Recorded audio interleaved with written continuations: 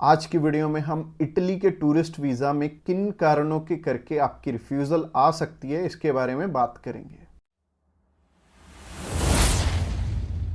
Subscribe कीजिए हमारे इस चैनल को और टूरिस्ट वीज़ा में आने वाले अपडेट्स के बारे में अप टू डेट रहिए।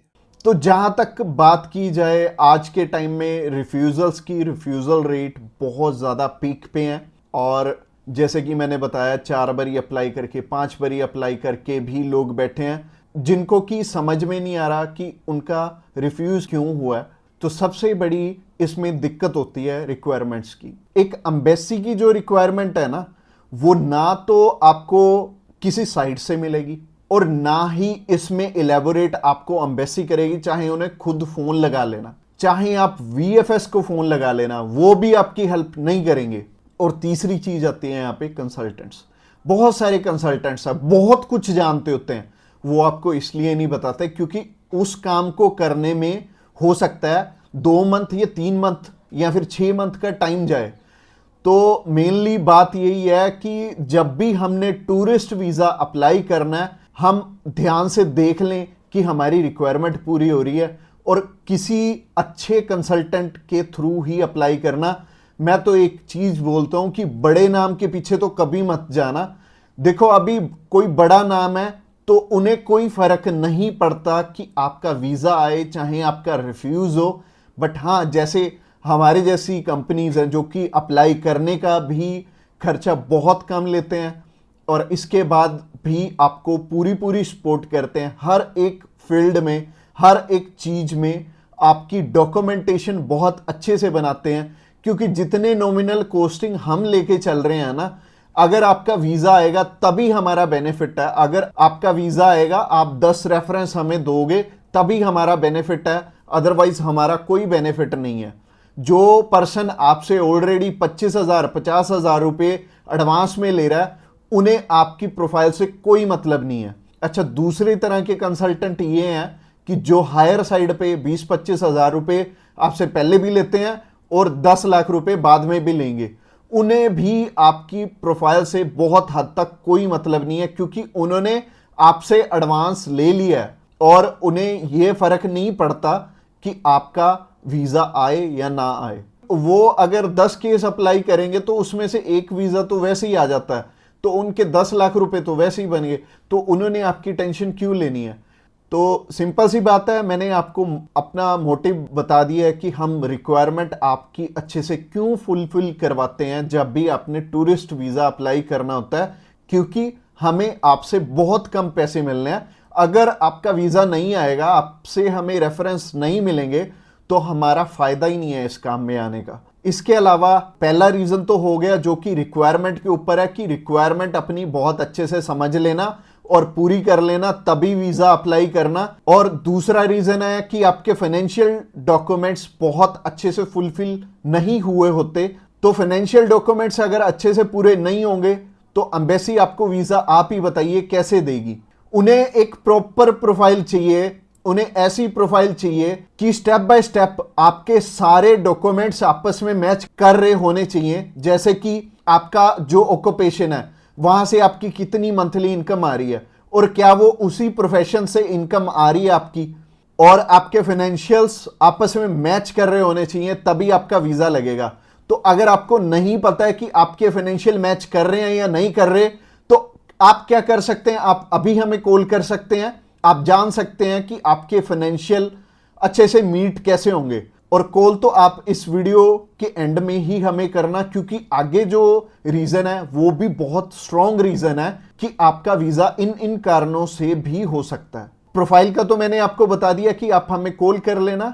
इसके अलावा जो तीसरा सबसे बड़ा रीजन है वो है कि आपके यहां पे इंडिया में टाई स्ट्रॉन्ग ना होने, यानी कि इंडिया में आपका कोई ऐसा रीजन नहीं है कि आप वापस लौट के आओ।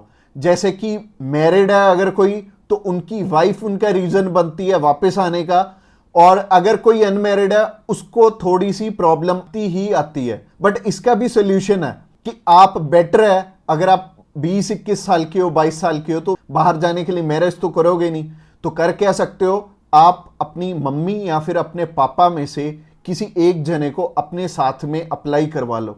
इससे क्या होगा कि अगर मम्मी आपके साथ जा रही हैं, आपका नहीं है वापस आने का स्ट्रॉन्ग रीजन, बट उनका बन गया, तो उनके चक्कर में आपका भी वीजा आ जाने वाला है। तो आप कर कह सकते हो या फिर मम्मी या फिर पापा को अपने साथ में अप्लाई करवा लो, तो ज्यादा अच्छा रहेगा, आपका भी टाई स्ट्रॉन्ग हो जाएगा। तो तीसरा रीजन हो गया। रीजन नंबर 4 की तरफ बढ़ते हैं। और जो चौथा रीजन है वो ये रीजन है कि आप यहां पे घूमने के लिए जा रहे हो, आपका पर्पस मैटर करता है। जब आप कवरिंग लेटर बना रहे हो तो कवरिंग लेटर ये तो आपके हाथ में नहीं है, ये तो आपके कंसल्टेंट के हाथ में है कि आपका पर्पस बहुत ज्यादा स्ट्रांग होना चाहिए, तभी आपको एक कंट्री वीजा देगी। और वीजा उन्हीं को मिलेगा, लाखों लोग अप्लाई करते हैं जिनका की एक पर्पस होगा, जिनका एक कारण होगा बाहर जाने का। वीजा सिर्फ उन्हें ही मिलने वाला है जिनका एक रीजन बहुत ज्यादा स्ट्रांग होगा। तो रीजन बहुत ज्यादा आपका स्ट्रांग बनाएंगे अगर आप हमारे थ्रू अप्लाई करेंगे। तो ये चौथा कारण था आपका वीजा रिफ्यूज होने का। और ये 4 कारण ही हैं जो सबसे बड़े रिफ्यूजल के आपके चांसेस बनते हैं। जिन कारणों के पीछे ये चारों चीजें अपनी ठीक कर लो, और जैसे मैंने पर्पस में बताया, पर्पस आपका बहुत ज्यादा स्ट्रांग हो जाएगा अगर आप हमारे थ्रू अप्लाई करेंगे। तो अगर आप हमारे थ्रू अप्लाई करना चाहते हैं, आप जानकारी लेना चाहते हैं कि आपके रिक्वायरमेंट पूरी है, क्या आपके फैमिली टाइज स्ट्रांग है, तो आप अभी हमें कॉल करके पता कर सकते हैं कि क्या आपकी रिक्वायरमेंट अच्छे से पूरी है, क्या आपके फाइनेंशियल डॉक्यूमेंट जो कि सबसे ज्यादा इंपॉर्टेंट है आपस में मैच कर रहे हैं। इसके अलावा जो तीसरा कारण था वो था आपके फैमिली टाइज कितने स्ट्रांग है। इसके अलावा चौथा कारण है कि आपका पर्पस हम कितना स्ट्रांगली लगाएंगे। इसके ऊपर आपका वीजा डिपेंड करेगा। और वीजा चाहे आप फर्स्ट टाइम अप्लाई कर रहे हो, चाहे ऑलरेडी आपके 1 रिफ्यूजल है, 2 है, 3 है, 4 है, जितनी मर्जी आपकी रिफ्यूजल्स हैं, मैटर नहीं करती। हमारे पास बहुत सारे लोग आते हैं, एक पर्सन का हमने अप्लाई करके दिया था और उनका टोटल 12 बार रिफ्यूज था, 13th टाइम उनका वीजा आया था। और मोस्टली लोग 1 बारी, 2 बारी, 3 बारी, तो बहुत सारे लोग रिफ्यूज होते हैं। कई लोग तो 4-4, 5-5, 6-6 बार रिफ्यूज होते हैं। इवन उन्हें ये नहीं पता लगता कि हम करें तो करें क्या।